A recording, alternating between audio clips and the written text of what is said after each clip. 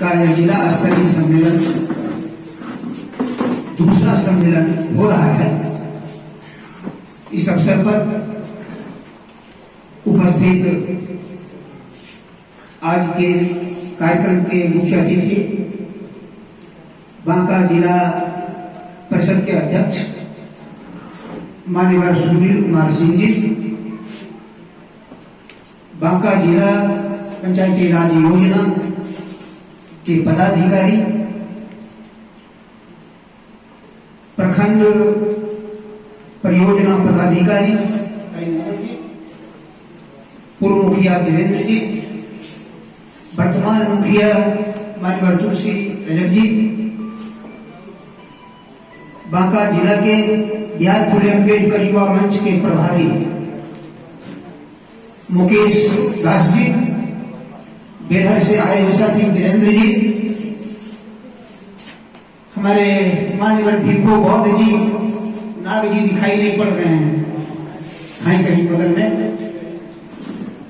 और उपस्थित हमारे युवा साथियों, बुजुर्गों, सामाजिक कार्यकर्ताओं और इस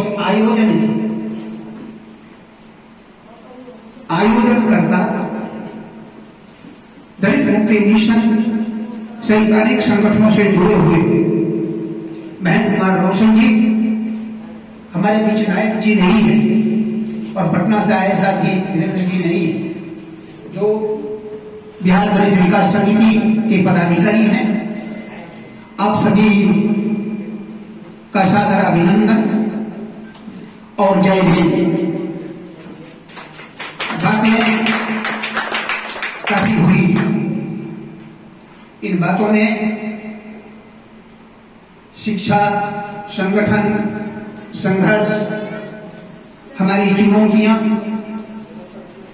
हमारे समाधान क्या हो, इस पर काफी चर्चा हुई है।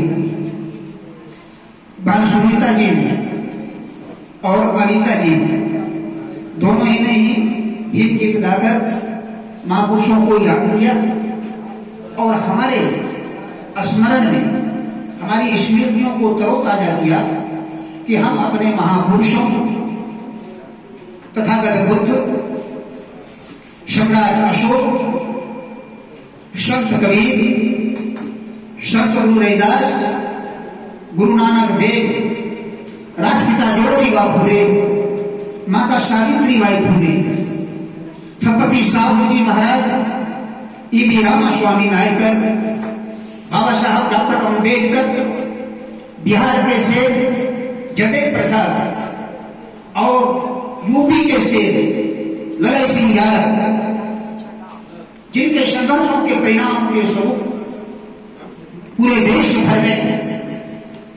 माननीय काशी राम साहब ने अपने नेतृत्व में बाम से बनाकर अपने महापुरुषों के जीवन और संघर्षों से परिचित कराया, जन आंदोलन का रूप दिया, छात्र युवाओं और बुद्धिजीवियों के बीच में चीजों को ले गए वो बाम सेब के माध्यम से। आज बाम सेब है, उसी से निकला हुआ मूल निवासी संघ है, उसी से निकला बीएसपी है, पीपीआईडी है, भारत मुक्ति मिशन है, भारत मुक्ति पार्टी है, बिहार फुले अम्बेडकर युवा मंच है, बहुजन स्टूडेंट यूनियन है, बिहार अम्बेडकर युवा मंच, जैसे हजारों संगठन पूरे देश में काम कर रहे हैं। ये जो हजारों संगठन काम कर रहे हैं, बाबा साहब डॉक्टर अम्बेडकर और उनके कट्टर अनुयायी माननीय काशी राम साहब के आंदोलन के कारण ये चीजें कड़वा मानव तक पहुंची, घर घर तक पहुंची है, गांव गांव तक पहुंची। इसमें हमारे बुद्धिजीवियों में, हमारे सामाजिक कार्यकर्ताओं में, हमारे नौजवान दोस्तों ने, हमारे प्रोफेसर ने, इंजीनियर ने, डॉक्टर ने, पदाधिकारियों ने, जनप्रतिनिधियों ने महत्वपूर्ण भूमिका अदा की है। सबका अलग अलग विश्लेषण है, सबकी भूमिका बराबर की ही नहीं है, लेकिन जिसने भी जिस हद तक किया इस आंदोलन को आगे बढ़ाने में, इस विचारधारा को आगे बढ़ाने में, हम आज उनको याद करते हैं। उन सभी के प्रति हम कृतज्ञता ज्ञापन करते हैं, आभार व्यक्त करते हैं। हमारे सामने जो चुनौतियां हैं, जो भाई वीरेंद्र जी ने और भाई नायक जी ने रखा है, जब से इस देश में आजादी मिलने की संभावना हुई अंग्रेजों के खिलाफ, तब से ही ब्राह्मणवादियों ने, मनोवादियों ने इस देश में स्वतंत्रता का विरोध किया, तिरंगा का विरोध किया, भारतीय संविधान का विरोध किया। जिस दिन बाबा साहब डॉक्टर अम्बेडकर संविधान समर्पित कर रहे थे 26 जनवरी 1949 को, संविधान सभा ने उस दिन आरएसएस के लोग और हिंदू महासभा के लोग संविधान की प्रतियां जला रहे थे बाहर।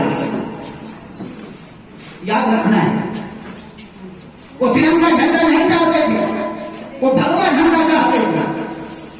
जिस दिन बाबा साहब ने झंडा समिति से निकल करके अनुमोदन किया तिरंगा का और बीच में चक्र का, इसकी घोषणा की, उस दिन तिरंगे झंडे को जलाया था आरएसएस और हिंदू महासभा ने। ये याद में रखना चाहिए। हमारे दुश्मन बदले नहीं है। जो प्राचीन काल में हमें, हमारे मूल निवासी भाइयों को, अपने मूल निवासी भाइयों को, हमारे पुरखों को पराजित किया था और शूद्र बनाया। अगर राष्ट्रपिता फुले की पुस्तक गुलामगिरी आप लोग पढ़े हैं, अगर नहीं पढ़े हैं तो पढ़ना चाहिए। उसमें उन्होंने लिखा है, इनके देवी देवता कुछ नहीं है, वे सभी उनके नेता थे जिन्होंने हमारे पुरखों को पराजित किया और हमें शूद्र और अति शूद्र बनाया। शूद्र हुए जो पिछड़े वर्ग के लोग हैं, अति शूद्र हुए जो एससी और एसटी है, अनुसूचित जाति और अनुसूचित जनजाति। हम एक ही पुरखे के औलाद हैं, संतानें हैं, लेकिन कालखंड में पराजित होने के कारण से सबसे पहले पराजित हो गए हमारे पिछड़े वर्ग के लोग, जिसको अन्य पिछड़ा वर्ग कहते हैं। इनको, जिनको शूद्र कहा गया वर्ण व्यवस्था के अंतर्गत, उनको पहले गुलाम बनाया।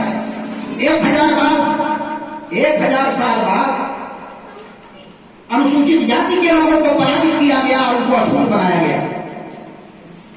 उसके भी बाद जनजातियों को पराजित नहीं कर सका, इसलिए जो जनजातियां उत्तर से लेकर दक्षिण तक बची हुई है, उनकी भाषा बची हुई है, उनकी संस्कृति बची हुई है, उनकी सारी चीजें बची हुई है, और हम अनुसूचित जाति के लोग और पिछड़े वर्ग के लोग जिस भाषा का इस्तेमाल कर रहे हैं, ये दुश्मनों की भाषा है, आर्यों की भाषा है। हम जिस संस्कृति को मान रहे हैं, ये दुश्मनों की संस्कृति है जिसको हम मान रहे हैं। हमारे अनेक युवा कहता ब्रह्मवाद की क्या पहचान, उनकी गुलामी का क्या क्या पहचान जानते हैं? टीका लगाना, टिक्की रखना, पीछे की तरफ सिखा रखना, ये गुलामी की निशानी है। अंगूठी पहनना, हाथ में बांधना, वो धागे बांधना, काले पीले नीले चीले, ये धागे बांधना, ये गुलामी की प्रथा है, ये गुलामी की प्रथा है। और ये गुलामी की प्रतीक, अब लीजिए, ये रक्षाबंधन होता है, रक्षाबंधन कहता है भाई बहन का यह त्योहार है। क्या भाई बहन का कभी त्योहार था? भाई बहन का त्योहार तो इसको फिर भी दुनिया ने बना दिया। उसके पहले तो केवल ब्राह्मण राखी बांधते थे, और क्या बांधते थे कहकर के, जिस तरह तुम्हारे बलि राजा को, तुम्हारे दानवों के राजा बलि को जिस तरह से पराजित किया हमने बांधा है, गुलामी में बांधा है, ठीक उसी तरह से तुम्हें मैं बांध रहा हूं, तुम हमारे साथ चलोगे, तुम हमारे साथ चलोगे। उसमें मंत्र है, ये नरक दो बलि राजा, जैसे तुम्हारे बलि राजा को हमने बांधा है। ये बलि राजा कौन थे? ये बलि राजा कौन थे? जिस अंग भूमि में हम हैं, अंग राजा के पिता का नाम बलि है, भंगा उनके पिता का नाम बलि है। शुमह जिसको बांग्लादेश कहते हैं, उनके बेटा का नाम था, जिस पर आज बांग्लादेश है और बर्मा का इलाका है। करीब उड़ीसा, इतने पूरे राज्य के मालिक थे राजा बलि। वो दक्षिण तक के राजा थे, लेकिन अपने बेटों को ये दिया था। उन्हीं बलि राजा को पराजित किया गया था काशी नगरी में ब्राह्मणों के द्वारा क्या? भगवान विष्णु के द्वारा। भगवान विष्णु ने अपने को बमना बना दिया, बावन भिखमंगा बना दिया। अभी किसे मांग रहा था? हमारे परिवार से भी मांग रहा था भगवान। हमें भगवान से भी मांगने की जरूरत नहीं है कि हमें हनुमान बनाओ, गुणवान बनाओ, हमें प्रसादी बनाओ। उसके देवताओं ने हमारे राजा से भी मांगी है और छठ पूर्वक उनका राजपाट ग्रहण किया है। इसलिए मैं कहना चाहता हूं, अंबेडकर युवा परिषद का मतलब है अंबेडकर के नाम पर चलने वाली जितनी संस्थाएं हैं उनको बाबा साहब के विचारों को जानना चाहिए। उनको बाबा साहब के विचारों को जानना चाहिए। हिंदू धर्म की पहेलियां पढ़ना चाहिए। बाबा साहब ने लिखा है हिंदू धर्म की पहेलियां, राम के बारे में लिखा है, कृष्ण के बारे में लिखा है, सभी देवी देवताओं के बारे में बाबा साहब ने लिखा है। ये पुस्तक 1955 में प्रकाशित हुई। 1953 से 55 तक के बीच में उन्होंने लिखा। उतनी कार्य व्यस्तता, उतनी बीमारी के बावजूद वो लिख रहे थे। उसको याद करें, बाबा साहब को याद करने का मतलब है अनेक कठिनाइयों में, अनेक बीमारियों में, अनेक चुनौतियों को भी स्वीकार करते हुए अपना कर्म करते रहना, अपनी बातों को रखते रहना का नाम अम्बेडकर है। अम्बेडकर केवल जय भीम नहीं है, अम्बेडकर कर्म करने का नाम है, लड़ाई करने का नाम है। अम्बेडकर निर्भयता का नाम है, अम्बेडकर का नाम है संगठन बनाओ, अम्बेडकर का नाम है संघर्ष करो, अम्बेडकर का मतलब है ज्ञानी बनो। इतना ज्ञानी बनो तुम्हारे सामने ब्राह्मण भी लज्जित हो जाए, विद्वान पंडित भी लज्जित हो जाए, इतना ज्ञानी बनो। आप जानते हैं क्या हुआ? बाबा साहब ने चुनौतियां दी, ब्राह्मणों को चुनौतियां दी, काशी के ब्राह्मणों को चुनौतियां दी, और जिसको बीएचयू कहते हैं, बीएचयू ने आकर चुनौतियां दी कि कोई शास्त्रार्थ करना चाहते हो, वेद पर, उपनिषद पर, पुराण पर, धर्मशास्त्र पर, मनु पर, स्मृतियों पर, रामायण पर, महाभारत पर हमसे कर सकते हो। कोई भी ब्राह्मण हाथ नहीं उठाए, एक भी ब्राह्मण का हाथ नहीं उठाता कि ये मद्रास हिंदू यूनिवर्सिटी। ये समझना इसका मतलब क्या है? दोस्तों पढ़ना है, खूब पढ़ना है। बाबा साहब 18 घंटा करते थे।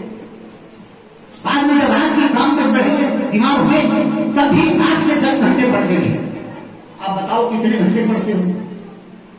आपको कलेक्टर बनना है, आपको एसपीओ बनना है, आपको एसपी डीएसपी बनना है, आपको एडवोकेट बनना है, प्रोफेसर बनना है, इंजीनियर बनना है, डॉक्टर बनना है, तो कितने घंटे पढ़ते हो?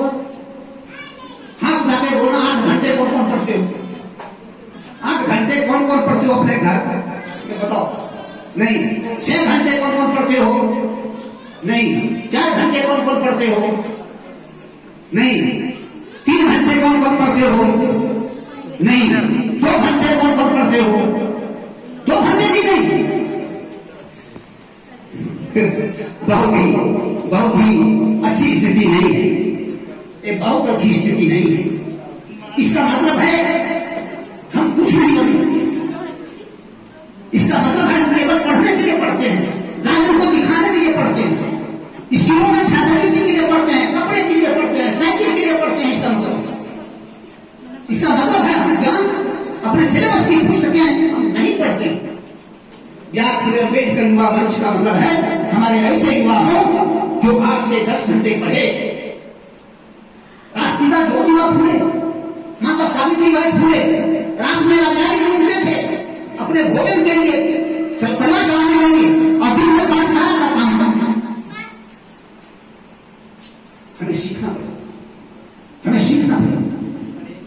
बाबा साहब को देखा पत्नी की दी हुई वो जो पिट्ठा था आटे का बना हुआ, लंदन के यूनिवर्सिटी में लाइब्रेरी में बैठते थे, लंच ताला होता था, सब लोग बाहर चले जाते थे कैंटीन में खाने के लिए। बाबा साहब भूखे होते रहते थे और फटे हुए थैले से निकाल करके वो पिट्ठा, कई महीने का बना हुआ पिट्ठा, भूरा आटे का बना हुआ बाबा साहब खाते थे। एक दिन उनके साथी ने देख लिया, अम्बेडकर सब लोग खाना खाने जाते हैं, लंच करने जाते हैं, आप क्यों नहीं आते हो?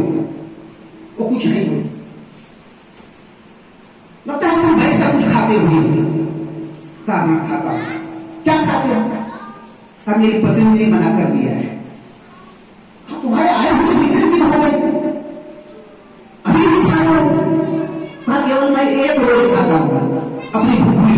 लोग पानी पीता हूं, आज मैं भी खाऊंगा, मुझे भी दो। देना नहीं चाहते थे, झिझकते हुए बाबा साहब ने वो दिया, छोटा सा पड़ा हुआ मीठा। उनके दोस्त ने खाया, कहा बहुत स्वादिष्ट है, हम देखकर उनका मन बढ़ाने लगे। हम जानते हैं तुम गरीब हो, हमारे पास पैसे नहीं, तुम शिक्षा और ज्ञान अर्जित करने के लिए यहां आए हो। यह है बाबा साहब की जीवनी। हम जय भी बोलते हैं लेकिन बाबा साहब को सीखते नहीं है। हम जय भी बोलते हैं, अम्बेडकर के नाम पर संगठन चलाते हैं, हमारे गुरु जी क्या करते हैं, शिक्षा क्या करते हैं, क्या करते हैं, पढ़ नहीं करते और हमसे दलाली। समाज में शिक्षा देने के बजाय काम करते हैं दलाली, अंचल ऑफिस में, ब्लॉक ऑफिस में, थाने में, इधर उधर। और जो बड़े दलाल हैं वो बड़े नेताओं की दलाली करते हैं, बड़े नेताओं की दलाली करते हैं। वो आपके वोट बेचते हैं आपका नाम लेकर के, आपको बुलाते हैं जनता में, अब जाते हैं आपकी भीड़ दिखा करके आपको बेचते हैं, उसका पैसा वसूलते हैं इलेक्शन में बड़े नेताओं से। सावधान रहिए से, काले भेड़िए से, काले भेड़िए को ब्लैक शिप कहा जाता है, जो अपने समाज के साथ गद्दारी करे उसको काला भेड़िया कहा जाता है, ब्लैक शिप कहा जाता है। आपको समझना पड़ेगा, सही और गलत में आपको विभाजन करना सीखना पड़ेगा, देखना पड़ेगा सही कौन है, गलत कौन है, बाबा साहब के विचारों पर चलने वाला कौन है, कौन नहीं है।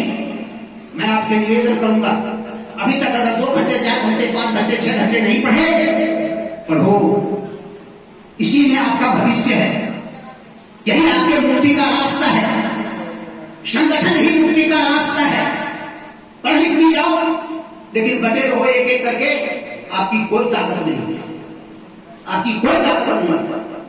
लेकिन आप पढ़े लिखे 100, 200, 500, 1000 इकट्ठा हो जाओ तो देखो बड़े बड़े दुश्मन हिलने लग जाते हैं, बड़े बड़े ताकतें हिलने लग जाती है और आपको सही और गलत का ज्ञान होना शुरू हो जाता है। दरअसल ईमानदार रहना है हमें, सच बोलना है हमें, संविधान को मानना है हमें, संविधान की रक्षा के लिए हमें आगे आना है। बाकी कौन है जो हमें रोक सकेगा, बाकी कौन है जो हमें रोक सकेगा। विलक्षण रविदास पर तो 2016 में नक्सली का केस लगा था भारत यूनिवर्सिटी में। क्या हुआ, शिक्षक छात्र नौजवान छात्राएं सब रोड पर आ गए, जब थाने को छोड़ना पड़ा और मेरे बारे में एक भी कोई प्रमाण नहीं मिला। अभी क्या हुआ है, लखीसराय एसपी ने प्रेस कॉन्फ्रेंस में कहा विलक्षण रविदास नक्सली है, नक्सलियों को मदद करता है, ट्रेन दिलवाया है। हमने चुनौती दिया उनको, डीजीपी को चुनौती भेजा है, हम आईजी को, डीआईजी को, सीएम को, सबको चिट्ठी लिख करके लिखा है कि अगर हिम्मत है तो जांच करा लो विलक्षण रविदास के विरोध में, एक भी प्रमाण मिलेगा मुझे जेल में डाल देंगे। कि मैं एसपी लखीसराय को छोड़ने वाला नहीं हूं, 50 लाख का मानहानि का मुकदमा दर्ज करूंगा इस बार, 50 लाख रुपये का। अभी भागलपुर में वहां पर धरना हुआ 600-700 लोगों का, मधेपुरा में प्रदर्शन हुआ, भागलपुर विश्वविद्यालय में प्रदर्शन हुआ, लखीसराय में भी धरना होगा, जम्मू में धरना होगा, मुंगेर में धरना होगा।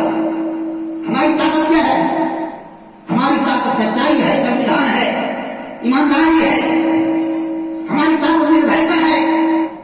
हम तुम्हारे कारण तुम्हारा मुंह बंद करना चाहते हो, हम अपना मुंह बंद नहीं करेंगे।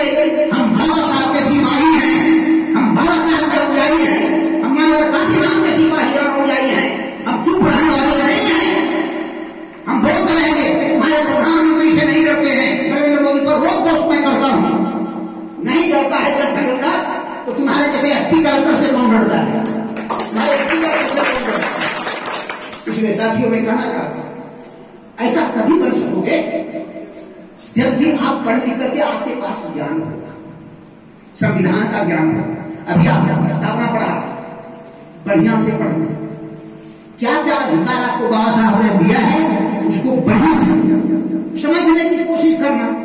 नहीं समझते तो मेरा नंबर नोट करो, अगर नहीं समझते हो मेरा नंबर नोट करो, इस पर मेरा व्हाट्सएप और फेसबुक है 91 99210785।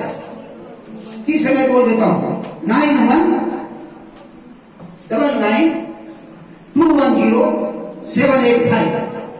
सुलक्षण रविदास पूरा नाम लिखा हुआ। क्यों पूरा नाम लिखा हुआ? मैं तो स्वाप नहीं लिखा, दूसरा नाम है। मैं जब लड़का नहीं हूं तो बात क्या? संविधान का अधिकार है, मैं नागरिक हूं यहां का, मैं बुद्धिजीवी हूं। जिस तरह बाबा साहब चुनौती देते थे उसी तरह भागलपुर विश्वविद्यालय में मैं चुनौती देता हूं ब्राह्मणों और ब्रह्मचारियों को। जाओ बहस कर लो, आओ बहस कर लो धर्मशास्त्र पर, पेपर पर। हमारी लाइब्रेरी में जाओगे 13 उपनिषद, 18 पुराण, 12 स्मृतियां सभी रखी हुई है, धर्मशास्त्र रखी हुई है। रामायण महाभारत भाई मेरे, लेनिन के पूरे ग्रंथ, मार्क्स के पूरे ग्रंथ, माओ के पूरे ग्रंथ, बाबा साहब के पूरे ग्रंथ, माता काशीराम साहब के पूरे ग्रंथ, राष्ट्रपिता ज्योतिबा फुले के पूरे ग्रंथ। मैं पढ़ाई और लड़ाई दोनों करता हूं। मैं केवल पढ़ाने वाला प्रोफेसर नहीं हूं, केवल क्लासरूम में पढ़ाने वाला प्रोफेसर नहीं हूं। मैं गांव में जाकर के, युवाओं के बीच में जाके, छात्रों के बीच में जाकर के मीटिंग करके वहां भी पढ़ाने और लिखाने का काम करता हूं। और इसलिए गरज करके प्रशासन के सामने बोलता हूं जहां कहीं ये बातें होती है। परसों 3 दिन पहले शंकराचार्य के यहां एक सांसद गए थे, एक डलिया फल लेके अपने अपने जाति के लोगों को, अनुसूचित जाति के, कभी 2 फल खाने नहीं दिया होगा, लेकिन शंकराचार्य को एक डलिया लेकर के गए थे। उनका प्लान समाचार है, क्या कहा शंकराचार्य ने? ऐसे ऐसे लाभ दिखाया कि तुम यहां घुस कैसे आए। उसके बाद क्या सांसद ने जानते हैं, दंडवत हो गए, धरती पर लेट गए। ये तस्वीर आई। सीधा राम जी से जिन्हें से बात हो रही थी हमारी आगे, ताकि बहुत मैं लज्जित हूं। क्यों है, क्यों लज्जित है? कोई सांसद ने ऐसा किया, अनुसूचित जाति का है, इसलिए मैं बहुत लज्जित। कहा एक भी इज्जतदार आदमी बता दे सांसद, जो शंकराचार्य से अपने आप मिला गया, जो शंकराचार्य को ज्ञान करता, जो उनको धर्म करता और मनुवादी करता, और एक को सांसद बता दीजिए, पिछले वर्ग से को बता दीजिए, शरणों से को बता दीजिए, आदिवासियों से को बता दीजिए। हम लज्जित क्यों होंगे? ये कर्म उसका है, जिस कर्म लोग कर रहे हैं, कर्म लोग कर रहे हैं। बल्कि हम ये करते हजारों लोगों ने इस घटना की निंदा की है। इसका मतलब है एक आदमी ने काम किया जिसकी आलोचना हजारों लोगों ने किया है। इसका मतलब हमारा समाज जल रहा है, हमारा भीम आदमी जल रहा है, हमारा अम्बेडकर बहुत पैसा जल रहा है, हमारा छात्र और बुद्धिजीवी जल रहा है। हम लज्जित क्यों होंगे? हमारे महापुरुष ने कहा है, जैसा कर्म करोगे, अगर गलत कदम उठाओगे उसका परिणाम भोगना पड़ेगा। और जब से ये बीजेपी आरएसएस की सरकार, मोदी की सरकार आई है, मैं जानना चाहता हूं कि मोदी की सरकार तो 2014 से आई, पिछड़े वर्ग के लिए आरक्षण केंद्रीय सेवाओं में 1993 में सुप्रीम कोर्ट के निर्णय के साथ लागू हुआ, क्रीमी लेयर के साथ लागू हुआ।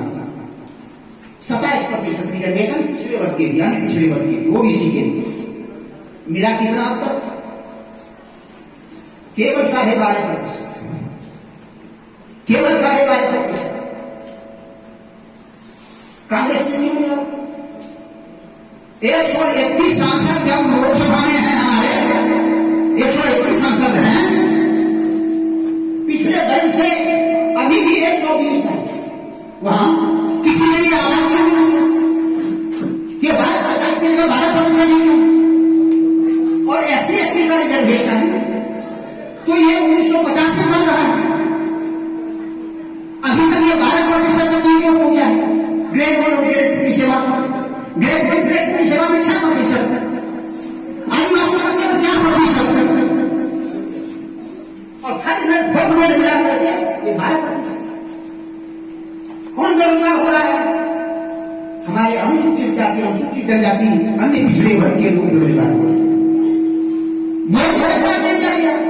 सभी संपत्ति को बेचने का काम किया, ताकि निजी क्षेत्र को दे दिया जाए, उनकी पतियों को दे दिया जाए तो हमारा आरक्षण लागू नहीं होगा। आरक्षण का नियम बनाए नहीं। हमारी लड़ाई का क्या मतलब है?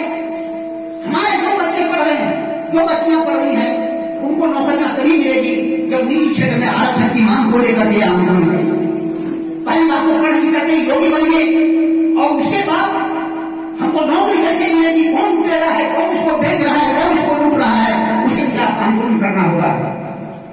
मुझे लगता है अम्बेडकर युवा परिषद गांवों में, आपका जो गांव है कि 20 नौजवान है, 20 नौजवान में कितने ने बाबा साहब की जीवनी पढ़ी है, कितने फूले साहब की जीवनी पढ़ी है, माता सावित्रीबाई फूले की जीवनी कितने पढ़ी है। मेरे पास छोटे बुकलेट हैं, मैं लेकर के आया हूं। नौजवान साथियों, आपको ले लेना, जितने जगह हो सकेगा गाँव वाली ले लेना, ताकि काम करें। मैं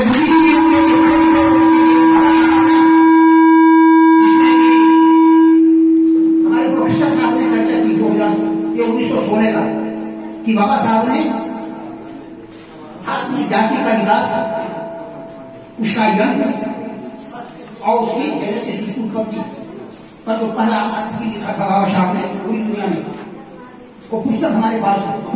और जाति विनाश की जो पुस्तक उन्होंने लिखी, जो जाति गोरख मंडल के लिए उन्होंने लिखा था, नहीं वहां पर अनुमति मिली तो बाबा साहब ने इसको छपवा लिया। वो दोनों को एक साथ जाति विनाश के नाम से पुस्तक के रूप में आया है फॉरवर्ड प्रेस से। मैं प्रतियां लेकर के आया हूं। आशा है नहीं जानना चाहेंगे बाबा साहब ने जाति के बारे में क्या कहा है, जाति तोड़ने के बारे में क्या कहा है। और वो कहा मालूम है अनुसूचित जाति में कितनी जातियां हैं पूरे देश भर में, क्या मालूम है? आप में से किसी को मालूम है कि पूरे देश भर में अनुसूचित जाति में कितनी जातियां शामिल है? 1102 जातियां शामिल है। 1102 जातियां। अनुसूचित जनजाति में कितनी जातियां हैं? लगभग 1150 के आसपास जातियां हैं। ओबीसी में कितनी जातियां हैं? मंडल कमीशन का रिपोर्ट कहता है कि लगभग 4000 जातियां हैं, 3845 जातियां, लगभग 4000 जातियां हैं ओबीसी में। देश की आबादी का आधा हिस्सा ओबीसी है, और ओबीसी का बना हुआ है किसका?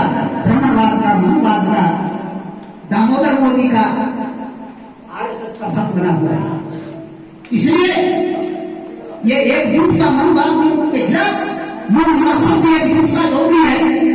एससी एसटी ओबीसी और ओबीसी से गए हुए मुसलमान, आपके क्षेत्र में जितने मुसलमान हैं उसमें शेख सैयद एक भी नहीं है, सब एससी एसटी ओबीसी से गए हुए मुसलमान, वो सब हमारे भाई हैं, वो सब हमारे भाई हैं। मोहम्मद सिंह पर तो ताना पूछते हैं, होते हैं, वो आपके द्वारा आपके लोगों के खिलाफ में आक्रमण है। ये मोहम्मद सिंह मुसलमानों को जो किया जाता है, इसलिए मैं कहना चाहूंगा वो भी कौन है? तो हमारे लोग हैं। 100 मुसलमान के 98 मुसलमान एससी एसटी ओबीसी के बने हुए हैं, इसीलिए उसके खिलाफ भी नफरत है, इसलिए उसको दबाया जाता है, इसलिए उसके नाम पर बगावत की जाती है, विद्रोह किया जाता है, भगवा फहराया जाता है। इन बातों को समझना जरूरी है हमारे लिए। अगर नए भारत का निर्माण करना चाहते हैं हम भारत के लोग, तो हमें सभी नागरिक, मैं ब्राह्मणों को पीछे ढकेलना नहीं चाहता, उनको भी जो 3.5% आबादी है, 3.5% भागीदारी उसको भी देना चाहते हैं। 6% अगर राजपूतों की है तो 6% उसको भी देना चाहते हैं, और 6% जो बनियों की है उसको भी हम देना चाहते हैं। हम अन्याय नहीं करेंगे, लेकिन अन्याय सहेंगे भी नहीं। हमारे लिए जो न्याय का प्रावधान किया गया है संविधान में, हम उसको लेकर के रहेंगे। नए भारत का निर्माण के लिए अम्बेडकर युवा परिषद है, बहुजन स्टूडेंट यूनियन है, अम्बेडकर से जुड़े संगठन है। दलाली करने के लिए नहीं, कमा कर खाने के लिए नहीं, सम्मान बेच करके नहीं। बाबा साहब ने केवल 3 नारा नहीं दिया, 2 नारा होता है मानव बनने का। वो 2 नारा क्या है? स्वाभिमानी बनो, अपने स्वाभिमान को जिंदा रखो, सम्मान को जिंदा रखो। का सम्मान नहीं तो पशु से भी गए तुम रहो, चाहे सुरक्षित रहो, पैसे वाले रहो या ना रहो। जिसके पास सम्मान स्वाभिमान नहीं है वो आदमी नहीं है, वो जानवर है। कहा कि बाबा साहब ने स्वावलंबी बनो, दूसरे की कृपा पर, दूसरे की इच्छा पर, दूसरे की गुलामी पर जिंदा मत रहो, अपने पैर पर खड़ा होने की कोशिश करो, अपनी योग्यता के बल पर, अपने संघर्ष के बल पर आप स्वाभिमानी बनो और स्वावलंबी बनो। ये 5 नारे बाबा साहब के ऐसे हैं, अगर इनको 5 को जोड़ते हैं तो बातें नहीं चलेगी। एक प्रश्न मेरा विद्वत समाज से, पढ़ लिख करके ही ज्ञान अगर हो सकता है तो संत रविदास को ज्ञान कैसे हो, संत कबीर को कैसे ज्ञान हो? जी अशोक को तो पढ़ने का अधिकार नहीं था, गौतम बुद्ध को तो पढ़ने का अधिकार नहीं था, शुद्ध मनुष्य थे, उन्होंने कैसे पढ़ लिया? इसका मतलब है बुद्धि शिक्षा की गुलाम नहीं है। जो कोई इसको एक्सरसाइज करेगा, जो कोई इस पर काम करेगा, जो कोई मेहनत करेगा, जो कोई तर्क बुद्धि का इस्तेमाल करेगा, तर्क का इस्तेमाल करेगा, तुलनात्मक अध्ययन करेगा, शिक्षा वही है। MA BA पास करके इंजीनियर डॉक्टर होकर के नहीं क्या होता है, जब चंद्र ग्रहण सूर्य ग्रहण लगता है तो गंगा में स्नान करने जाते हैं, पोखरे में स्नान करने जाते हैं, कहते हैं कि ग्रह लगा हुआ है, अभी अपवित्र समय है। कौन? फिजिक्स पढ़ाने वाले, जो जानता है कि कैसे ये सूर्य ग्रहण और चंद्र ग्रहण होता है, जो रुचि पढ़ाने वाले इंजीनियर और डॉक्टर सब जानते हैं। लेकिन वो क्यों है? क्योंकि अकल के अंधे हैं, क्योंकि बुद्धि के अंधे हैं। पढ़ा है केवल नौकरी करने के लिए, पढ़ा है बुद्धि निर्माण करने के लिए नहीं, ज्ञान विकास के लिए नहीं। इसलिए मैं कहना चाहता हूं MA BA मैट्रिक पास करना सही है, PhD करना सही है, डॉक्टर इंजीनियर बनना सही है, लेकिन बाबा साहब के साहित्य को पढ़ेगा ना, अपने महापुरुषों के साहित्य को पढ़ेगा ना, वे मूर्ख के मूर्ख रहेंगे, वो मुक्तवादी रहेंगे, वो ब्रह्मवादी रहेंगे। इसलिए मैं कहूंगा कि ब्रह्मवाद से मुक्ति पाएगी ना, आप मोदी सरकार से मुक्ति नहीं पा सकते, आप RSS से मुक्ति नहीं पा सकते। इसलिए ब्रह्मवाद का तोड़ा फेंको, जातवाद को तोड़ो, सभी लोगों के बीच में मिलकर के भाईचारा बनाओ। तुम्हारी समस्या वही है, उनकी समस्या। अब रजत जी भी अछूत हैं, चमार जी भी अछूत हैं, कुशाद जी भी अछूत हैं, धोबी जी भी अछूत हैं, पासी जी भी है, मुसहर जी भी अछूत है। अरे भाई सब अछूत हो तो अलग अलग क्यों हो? अलग अलग क्यों? सब अछूत हो, आपको कोई अधिकार नहीं है धर्म ग्रंथों में, न वेदों में, न उपनिषद में, न रामायण में, न महाभारत में, किसी भी ग्रंथ में तुम्हारा कोई अधिकार नहीं है। तुम मानते क्यों हो भाई? इसका मतलब समान बोध नहीं हुआ है, ये ह्यूमन डिग्निटी जिसको बोलते हैं। इसलिए मानवाधिकार जो 1948 में घोषणा पत्र जारी हुआ है, 1948 का जो घोषणा पत्र है, उसका पहला आर्टिकल करता है मनुष्य जाति में जन्म लेने के कारण से सभी मनुष्य को प्रतिष्ठापूर्वक जीवन जीने का अधिकार है।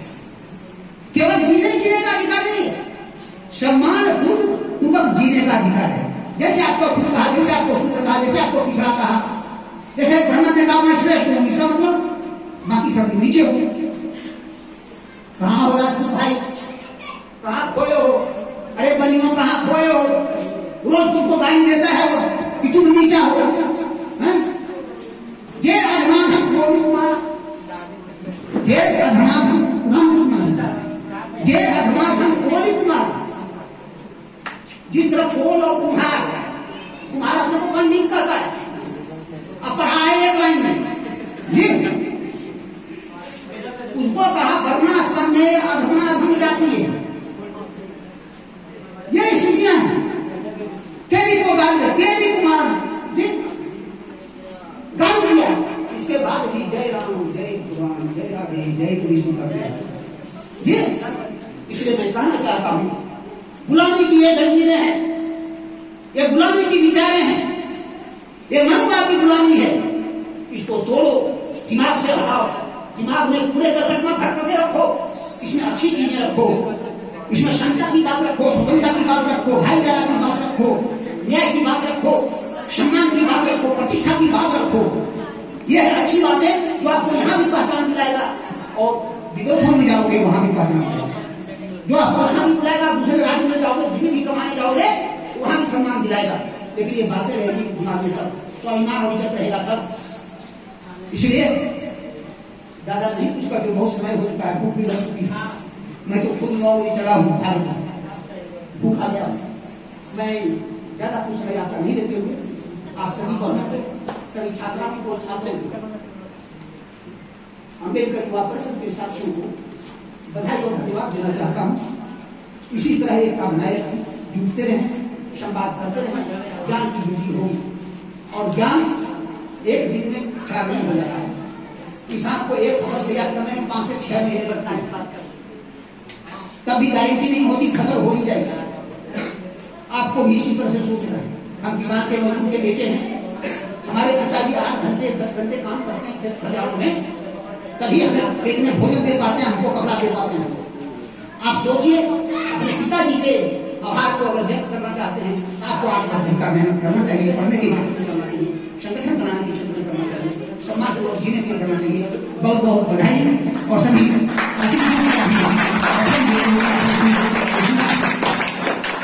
धन्यवाद देते हुए मैं अपनी बात समाप्त करना चाहता हूँ। जय भीम, जय भारत।